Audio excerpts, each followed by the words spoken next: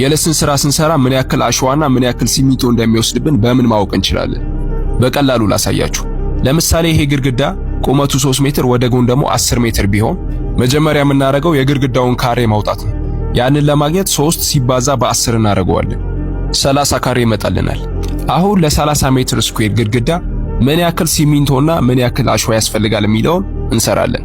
የልስናችንን ቲክነስ ደግሞ 2.5 ሴንቲም ብለን እንይዘዋለን። አሁን ቀጥታ ወደ ሂሳቡ እንግባ። ሁለተኛ ስራችን የሚሆነው ደግሞ እርጥቡን ወይ ደግሞ ቡኮን የአሸዋ የሲሚንቶና የውሃ ድብልቅ ማግኘት ነው። ያንን ለማግኘት የልስኑ ስፋት ሲባዛ በልስኑ ቲክነስ እናደርጋለን። 30 ሜትር ስኩዌር ሲባዛ በ0.025 ሳንቲም እናደርገዋለን። 0.75 ሜትር ኪዩብ እናገኛለን። ሶስተኛ ስራችን የሚሆነው ደረቁን የልስን ክፍል ማግኘት ነው። ስለዚህ ምን እናደርጋለን? 0.75 ሜትር ኪዩብ ሲባዛ በ1.33 እናደርገዋለን። ይሄ አቬሬጅ ነው። 9975 ይመጣልናል። ይሄንን ከዛም 0 ፖይንት ወደ 1 እናጠጋጓለን። 1 ሜትር ኪዩብ ደረቅ የልስን ክፍል አገኘን ማለት ነው። ቀጣዩ ስራችን የሚሆነው ምን ያክል አሸዋና ምን ያክል ሲሚንቶ እንደሚወስድ ካልኩሌት ማድረግ ነው። ስለዚህ የልስን ሚክስ ሬሾ 1:4 ወይ ደግሞ 1:5 ነው።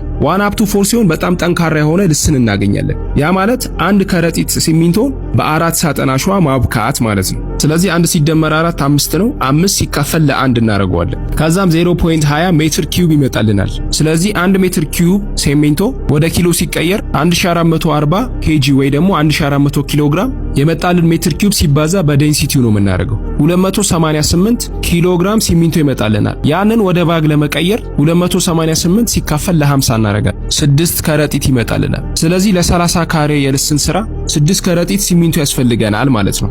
ቀጣዩ ስራችን ደግሞ ምን ያክል አሸዋ እንደሚያስፈልገን ማግኘት ነው። ስለዚህ 4 ሲካፈል ለ5 እናደርገዋለን። ከዛ የመጣውን ውጤት በ1 ነጥብ እናባዘዋለን።